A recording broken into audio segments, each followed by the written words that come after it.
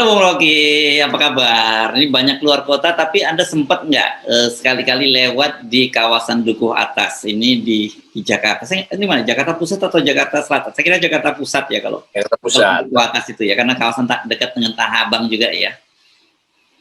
Ya, itu lagi viral rupanya tuh. Saya berpikir itu ada di Citayam, tapi ternyata itu anak-anak Citayam yang datang ke Jakarta tuh. Dan saya tafsirkan itu sebagai ledakan kreativitas tuh. Dan setiap generasi ada masanya, ada saat ketika generasi itu diberi tanda kebudayaan. Nah, tanda kebudayaan dari teman-teman muda ini adalah SCBD itu, Citayam Fashion Road apa Fashion Show atau apa itu. Fashion Week ya. Fashion Week. Dulu juga zaman saya masih mahasiswa, usia-usia muda mereka itu, dulu ada yang disebut di Bandung itu ada grup anak-anak muda yang pamer keunikan fashion atau gaya itu, sehingga anak Jakarta justru setiap akhir pekan pergi ke Bandung untuk menikmati penampilan urakan dan kadang-kadang nyeleneh dari anak-anak Bandung tuh. Di Jakarta sendiri di Blok M dulu ada yang namanya Lenggang Melawai apa dulu? Lintas Melawai LM. Sore-sore anak-anak SMA di sekitar Bulungan itu mulai pamer lenggak-lenggok di situ tuh. Dan juga jadi tempat syuting dan tempat pamer. Itu biasa aja kan. Jadi itu keakraban manusia kota sebetulnya begitu, mencari pusat tempat di mana bisa mengekspresikan imajinasi kebudayaannya. Jadi mari kita dukung SCBD.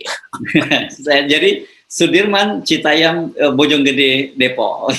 Itu SCBD rupanya. Saya juga tadi baru paham. Nah, yang menarik sebenarnya sekarang ini tidak lagi anak-anak Citayam atau anak Bojonggede. Sebenarnya justru anak dari berbagai wilayah di Jakarta sekarang tumpah. Tapi karena sudah jadi trademark jadi Citayam Fashion Week. Dan tadi ada satu foto yang cukup menarik. Saya kira ini ada satu semacam zebra cross gitu ya di situ, di dekat tidak jauh dari stasiun Sudirman itu, yang selama ini rupanya dialihfungsikan sebagai catwalk dari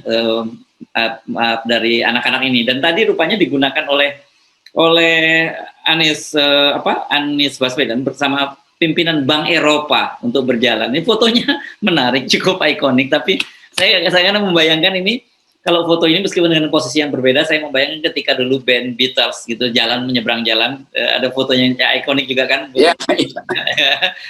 Atau fenomena yang lain itu, nah ini pada Anies Baswedan dan para pimpinan Bank Eropa. Tapi dari foto-foto yang lain saya membayangkan ini kalau di Jepang ini seperti di Harajuku ya, fashion street jalanan, fashion jalanan lah gitu ya, dan di sana yang kita sebut dengan pakainya tabrak lari juga. Nah sama nih, meskipun beda sekali, tapi menurut saya ada kesamaan semacam itu. Ya itu terlihat foto itu, orang akan asosiasi dengan studionya The Beatles itu di London itu. Dan memang kan inisiatif orang untuk meledakkan imajinasinya itu di mana aja bisa jadi itu. Nah kebetulan Harajuku itu udah jadi ikon, lalu diikuti oleh beberapa millennials mungkin di Paris, di New York segala macam itu. Tapi intinya adalah ledakan kreativitas. Dan itu yang kita sering kali sebut juga, kita anggap aja ini juga semacam outdoor, pameran outdoor gitu, ada istilahnya apa itu, seni instalasi itu. Jadi sebetulnya kecerdasan generasi muda ini tidak bisa dihalangi dengan KUHP itu, karena nanti mereka anggap apa sih itu KUHP, mending prestasikan aja sesuatu di tempat umum. Juga dalam diri mereka tentu mereka ingin dapat identifikasi bahwa ini generasi baru dan genre yang kadang-kadang nyeleneh. Nah, paralel dengan itu ada juga teman-teman yang sering dimusuhin oleh negara, itu kalangan anarkis yang dianggap sering menunggangi demonstrasi. Padahal mereka sebetulnya juga menganggap buat apa ada aturan itu? Kalau orang bisa bersahabat dengan perasaan, ngapain mesti diatur-atur?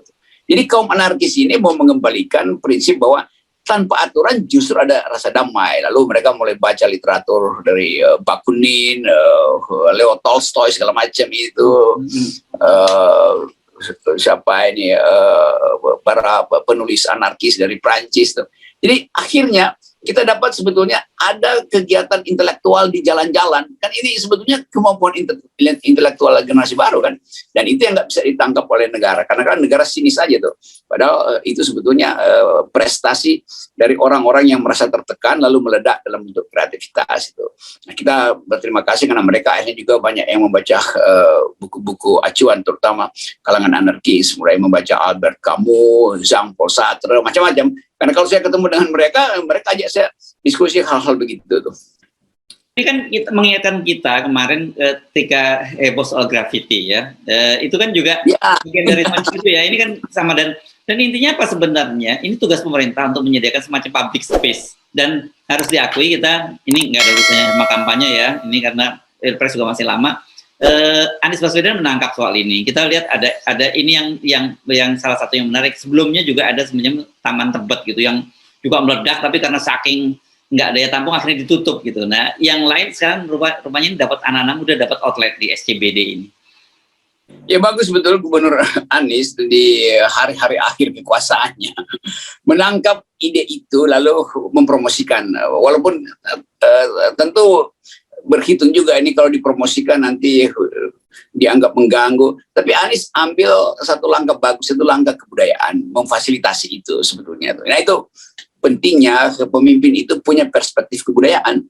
Dan ini akan diingat orang bahwa Jakarta sebetulnya trotoarnya udah bagus, dibikin lebar-lebar, tapi nggak ada aktivitas sosial kebudayaan di trotoar itu kan. Masa orang mondar-mandir dan hanya sekedar di sepanjang Sudirman itu ya itu mondar-mandir karena buru-buru mau ke kantor atau cari makan balik lagi kan.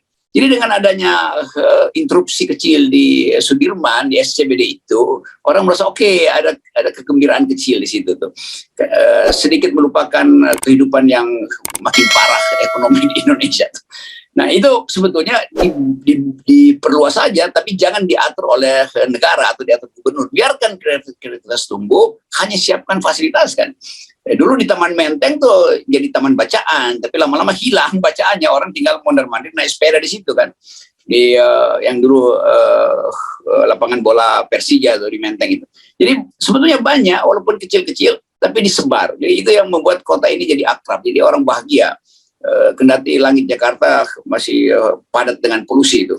Tapi kita berharap supaya di akhir masa jabatan orang akan lihat bahwa Anies Baswedan ingin ninggalin legacy yang sifatnya kebudayaan, bukan sifatnya pembangunan fisik. Itu bedanya dengan Pak Jokowi. Pak Jokowi langsung mau tinggalkan ibu kota negara baru tuh, dan itu yang ingin dilihat secara fisik. Tapi meninggalkan kebudayaan itu membuat masyarakat kota itu betul-betul metropolis, artinya semua perspektif ada di Jakarta.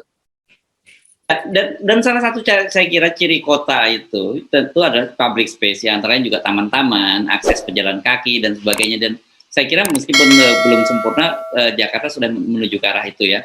Jadi kita bahkan sebenarnya kalau kita membandingkan dengan kota-kota lama di Indonesia, zaman yang di kota dibangun oleh Belanda itu dulu, selalu Belanda itu punya namanya yang dulu namanya Taman Raja ya. Setiap kota itu ada taman-tamannya. Nah, itu yang dilupakan pada bangsa di era pemerintahan kita karena sibuk dengan persoalan-persoalan dan bisnis, dan kemudian banyak sekali para penguasa kita yang tunduk pada kepentingan bisnis. Saya membayangkan kalau public space itu diperbanyak, diperluas, maka ada kegembiraan di Jakarta tuh. Sehingga orang merasa bahwa ngapain pindah ibu kota kalau di Jakarta udah gembira dan bahagia kan.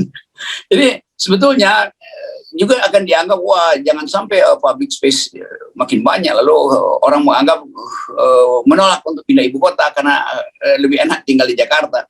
Public space-nya banyak, aktivitas culturalnya juga tumbuh itu. Jadi ini sebetulnya ciri dari kota tuh, yaitu tumbuh di dalam peradaban tuh.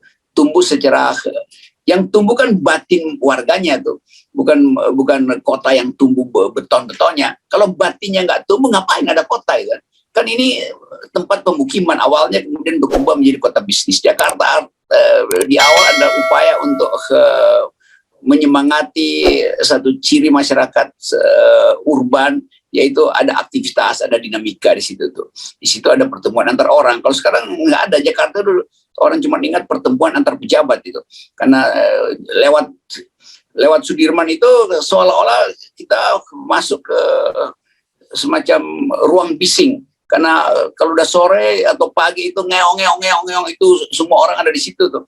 Di seolah-olah Jakarta dibuat bising karena pertemuan antar pejabat di tengah jalan, walaupun nggak saling menyapa, tapi kita tahu itu pejabat ini, pejabat itu tuh karena pakai keistimewaan. Nah, adanya SCBD ini itu memberi semacam oase lah, bahwa nggak semua orang di Sudirman itu adalah orang yang berkuasa tuh.